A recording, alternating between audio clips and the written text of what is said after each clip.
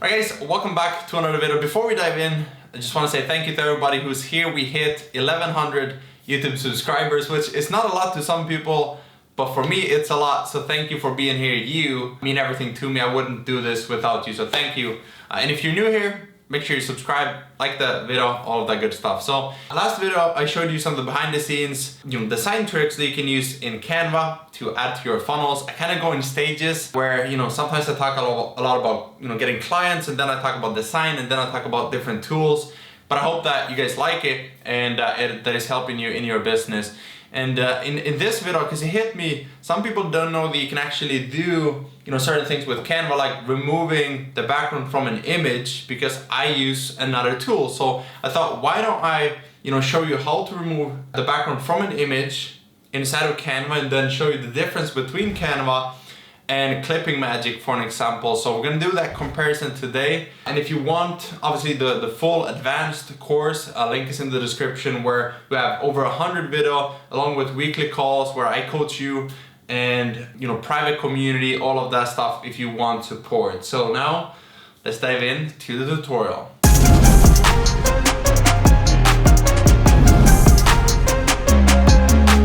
Right, so in this video we're going to drag this image in here, and we're going to try to remove the background using first Canva's software and their auto AI functionality. Let's see, effects and background mover. So it's just gonna do its thing, and let's see how good this is. We can see if it finds all the hair, because as I told you guys, we're gonna also try to use Clippingmagic and see the difference here. So pretty good, not bad at all. Sometimes you'll have to click this and show them like, hey, we also want to remove, for example, this arm right here. Let's go back. Or if it removes too much, we can also say, hey, we still wanna we wanna add some things here. Pretty good. Before, a couple of months ago, or depending on when you're watching this, they didn't have this functionality with erase and restore. So that's pretty good. And now you can actually remove backgrounds pretty easily in Canva, which is great. But then the reason, as I told you, the reason why I like Clippingmagic is if we open Clippingmagic and drag this in here, let's say it's someone who has longer hair, or it's someone who has more curly hair. It's harder to find even with the AI, it's hard to find the hair. So what you can see this AI software did here is, if we click minus, you can see that this green right here is from detecting hair. There's a tool here inside of Clippingmagic, which is the brush, and the brush can find like the tiny details around hair.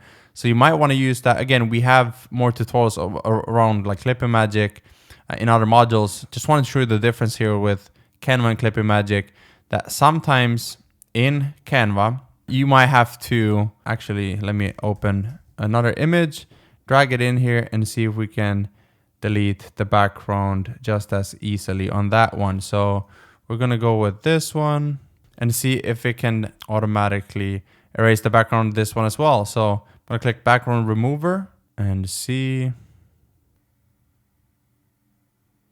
Boom, that's awesome. Okay, so Canva has really improved their functionality when it comes to background removers. So maybe I can soon cancel my subscription with Clippingmagic. This was pretty impressive actually. So I'm surprised with the hair. Again, we might have to try with a more curly. Let's try with this one. So if I drag this in, and we're going to remove me, and we're going to just make this bigger, and effects and background remover.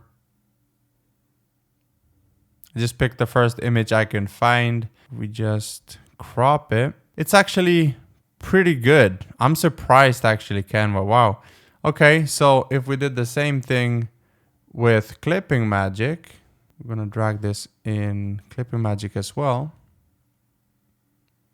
Okay, that was faster, and I would say even a little bit better. You can see here around the hair, you see nothing of the background. Even if I remove the shadows, yeah, I think that's pretty good. But even here, here, I mean, you can see some of it here, you can see some of it, but it's decent. It's okay. So that's kind of why I'm still using Clippingmagic.